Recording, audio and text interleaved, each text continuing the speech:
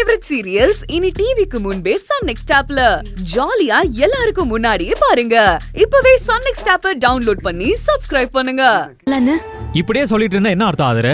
குடும்ப பாரத்தை நாம மட்டும் சுமக்கணுமா? நமக்கு என்ன தலையெடுத்தா சுமக்கிறதுக்கு? இங்க பாருங்க, நான் சொல்றத தப்பா எடுத்துக்காதீங்க.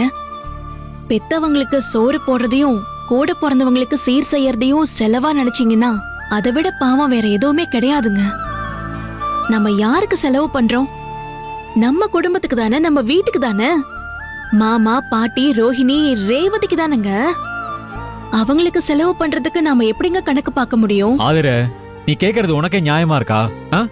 இப்ப நம்மளோட நிலைமை என்ன? எனக்கு சம்பளம் வராது, உன்னோட இந்த வாட்டர் கேன் வருமானம் மட்டும்தான். அதை வச்சு எப்படி எல்லா செலவையும் சமாளிக்கிறது? யார்கிட்ட போய் கடன் வாங்குவ? ஏற்கனவே பட்ட கடனை தீக்கிறதுக்கு என்ன வழின்னு தெரியாம முடிச்சுக்கிட்டு இருக்கோம். ஆதிர, சில விஷயத்தெல்லாம் தயவுதாசன் எல்லாம் பார்க்க கூடாது. அதுலயும் பண விஷயத்துல கட் அண்ட் ரைட்டா இருந்தாகணும். நீ இந்த விஷயத்துல தலையிடாத. கார்த்தி இந்த குடும்ப பாரத்தை பாதியா சுமக்கட்டும்.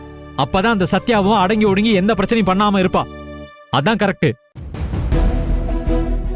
ஏங்க, நான் சொல்றத கேளுங்க. சத்யாவை அடக்கிறதுக்கும் ஒடுக்கிறதுக்கும் இது சரியான ரூட் கிடையாதுங்க. சத்யாவை என்கிட்ட விட்டுருங்க, நான் பாத்துக்கிறேன்.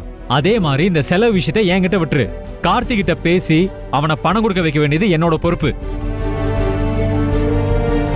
அப்படின்னா இந்த பிரச்சனையை நீங்க விட மாட்டீங்க? ஆமா ஆதிர, அதேதான். இப்பதானே ஆரம்பிச்சிருக்கேன், எப்படி விட முடியும்? ஏங்க வேணாங்க, விட்டுருங்களேன். ஆதிர, முடியாது. இது என்னோட ரிவெஞ்ச். இதில் நீ தலையிடாத. ஏங்க, நான் எப்படிங்க தலையிடாம இருக்க முடியும்?